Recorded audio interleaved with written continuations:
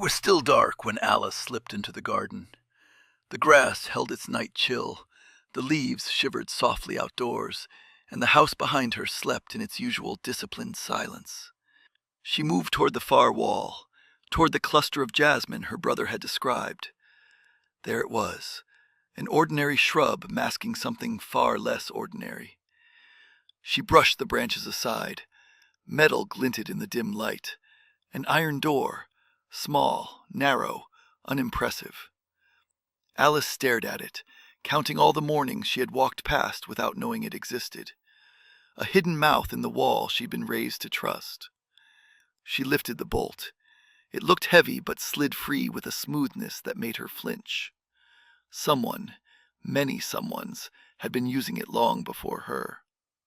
The scrape of the hinge scratched the quiet. She stepped through, letting the door fall shut behind her. On the other side, she found herself in a cramped corridor beneath the stage. The beams overhead were splintered, crossed like ribs. Weeds pushed through the hard-packed dirt. The faint hum of early morning drifted from somewhere far above. She tightened the denim jacket around her dress. She had chosen it carefully. Not the white, faith dresses she wore on Felter days, but something plain, something meant to make her look like any other girl, or at least to make her feel like one. Time crawled. Darkness thinned. Morning settled over the fairgrounds in pale layers. Alice kept to the shadow near the wall, pulse flickering, breath shallow. Maybe he wouldn't come. Maybe she'd read the moment wrong. Maybe... Alice.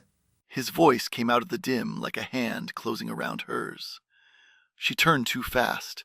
Breath caught. Mateo stood several paces away, the early light carving him out of shadow.